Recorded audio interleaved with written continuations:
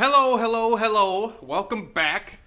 Here I am in the garage trying to get this frickin' shit stang running. Chev stang, shit stang, whatever you want to call it.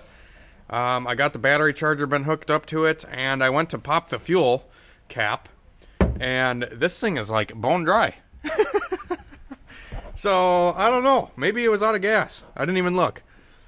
But, I mean, you can see the filter in the bottom of the gas tank there. So, maybe I'm a moron, and this thing's just been out of gas, but when I parked it, it had gas in it. It had like a half a tank, so I don't know if the E85 like evaporated or what happened, but it definitely is low, so I'm going to go get regular pump fuel for it, just because it doesn't really pay to run it on E85 right now, with it being so cold out. Maybe once the motor runs for a little while and you know, everything is working again, then I can go and put E85 back into it. But I feel like it'd be best to cleanse the system and cleanse the lines and shit with just putting pump gas in it for a little while, and hopefully it'll clean any of the nasty shit out that, you know, when E85 was sitting in there. I've personally never really had these kind of problems with running E85 in the winter. I think it might just be out of freaking gas, guys, honestly. But my buddy actually had a Honda Civic that he let sit 2.5 years with a full tank of E85, and we went out, put a battery charger on it, and it fired right up, and it ran perfect.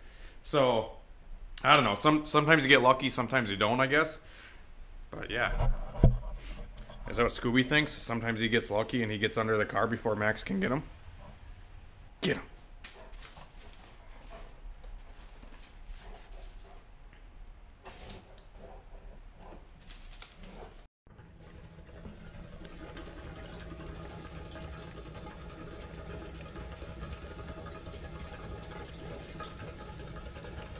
Alright, boys and girls, I just put some fuel in it. I kind of have a bad feeling about maybe I was running the pumps dry the whole time, because when I put gas in this thing, normally when I put gas in it, you know, you can't see the sponge, and the sponge is at the bottom of the tank, and I could definitely see the sponge on the bottom of the fuel cell. So I'm honestly thinking this thing was out of freaking gas, which, whatever, is my bad for not checking. But, I mean, that's how it goes, I guess. When you're putting shit together and you're running on 3 hours of sleep, you don't think of the simple things. But, well, let's turn the pump on.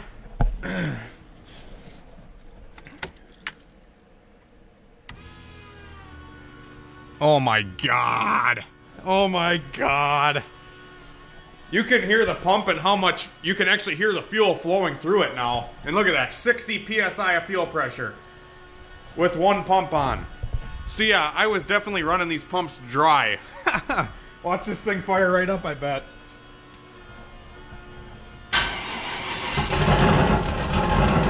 No fucking way.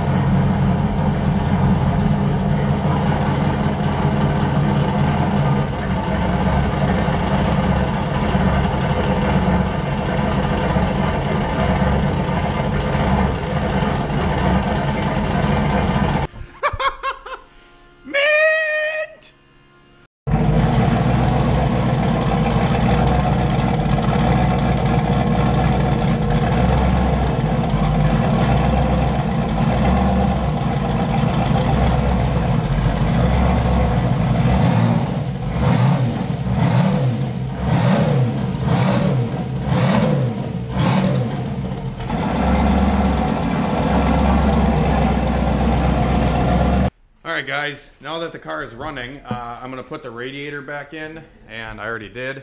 I just got to get a hose clamp for the lower radiator hose because I stole it for a different project. So once I get that radiator hose clamp, then we can add some coolant into this bad boy. And while I'm at it, I'm going to get a new clamp for here and my turbo there. And while I'm out, I'm actually shipping some injectors. A guy had sent me, like, I don't even know how many, like 24 injectors or something, and he wanted 8 of them back. So I flowed him a set, and I'm selling him the set that I flowed. If you guys are interested in these injectors at all, they're decap truck injectors. I have the flex style or the normal truck injectors. The normal truck injectors flow around 750 cc-ish, and the flex ones flow around 1000 cc. So if you guys are interested in them, be sure to check out my website. I also have some stickers and some tuning services, some Honda ECU stuff, Honda chipping stuff. If you guys want to check out the website, HunterTuned.com, it definitely helps me out and is much appreciated. Bro, do you even top your speedo out?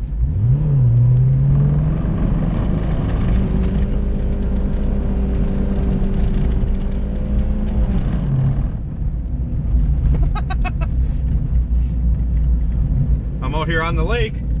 It snowed a bunch, so they plowed a bunch of roads out here, which is sweet because it gives you more confidence. Like you're not gonna break through the ice. Guys, so the car is running very well. I'm super happy. Everything seems to be good. I actually got some coolant in the thing finally, and the radiator all installed. All my intercooler piping is hooked up. This thing is pretty much ready to go. I just got to throw the front bumper back on and wire my trans brake. So yeah, I don't quite know how I'm going to mount the trans brake yet, or how I'm going to wire it, because it needs to be a push button that is like accessible to me, so I don't know how I want to wire it yet. So I may just do something temporary for now, so I can still drive the car or still, you know, use it, but not actually have something permanent. Like I said, it'd be nice to have like a steering wheel with 2 buttons on it. Then I can have one for the trans brake and then one for the interrupt switch for the bump box. That'd be really cool. But I don't know, like I said, I don't know really where I want to put them yet. Part of me wanted to wire it to the brake switch, but if I wire it to the brake switch, when I hit the brakes at the end of the track, it could, you know, screw things up. So yeah, I'm not sure what I'm going to do yet, but we'll see. I'm just going to clean some loose ends up with the car and get some wiring ran, and we should be all good to go. And this thing should be ready to get back outside and sit. Plus, I can't really do a whole lot with it anyways because I need a wideband, and this car is so like radical with the injectors and the cam and everything like that. I gotta have my eyes on the wideband to know exactly what the car is doing. Since I rebuilt the motor and there's no wideband in it, I'm probably not going to be driving it until I get one. So if anybody does have a wideband that they would like to sell, I am only interested in an AEM wideband. I don't buy Innovatives or anything like that. AEM, if you guys have one for sale, let me know. I'm looking.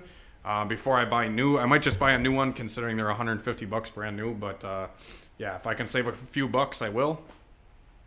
But yeah, so I'm gonna get this thing back on the ground.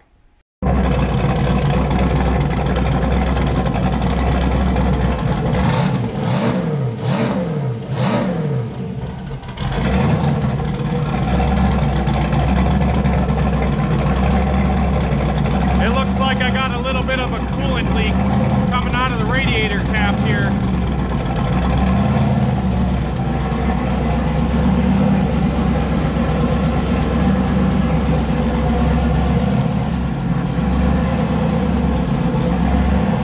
Yeah, I just got home from the post office, had to ship some stuff out. This thing is pretty much ready to go. It's not leaking nothing. I got to get a radiator cap for it, but other than that, it seems like it's good to go, and everything should be solid. I think I'm going to take a break from it for a few days because I actually have a customer car that just showed up. This is a EG hatch, and I'm going to be doing some work to this car. This car we're going to be doing a built single cam. I'm going to build the motor. I got to find a single cam motor yet, and all that kind of stuff. So he wants me to do like the bay, get some turbo parts, you know, build the motor, all that kind of stuff. So that's going to probably be our next project that we're doing. I also have my red EK that I ordered some stuff for. I want to do a full eBay suspension build on that car. So I ordered eBay coils, eBay control arms, and everything. So we're going to try out that and see how those parts are. I actually got the EMUSA full body coilovers. They're not just the sleeves. And they were 230 bucks, so I figured why not try them out and see how they are. But yeah, anyways, we got the EG here. and we're going to be working on it as well. This thing just has like a factory D15B, slow as balls, it burns a shitload of oil. Yeah, typical Honda. Anyways, I'm going to get the Mustang out of the garage since this thing is pretty much ready to go. I'm probably just going to chuck the bumper on and then put this thing outside. Considering I don't know where it would go with snow and slicks. I don't know where that would lead me. Let's see if this thing goes into gear. Oh yeah, clunks right into reverse. Oh, turn the wheel. And we're moving. We are moving, boys. I think I'm going to take it around the block quick.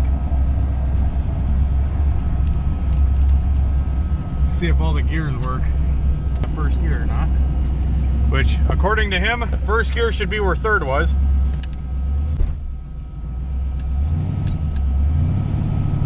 Yeah, we're in first.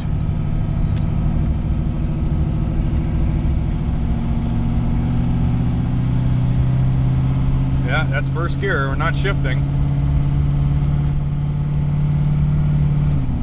Second gear. Yeah, buddy!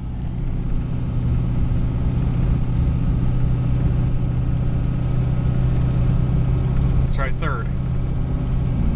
Oh yeah. This trans is mint! Mint! I can't believe I'm driving my fucking Fox body with slicks down the road right now, but we are. Now, I think it doesn't downshift manually either, so I think I'm gonna have to go back down to second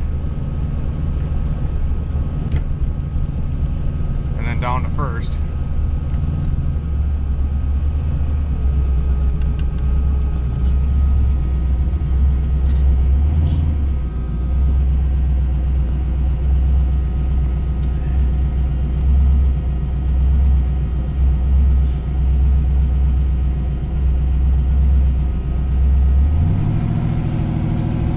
Oh my gosh, this thing does not go anywhere. I'm drifting, not even trying.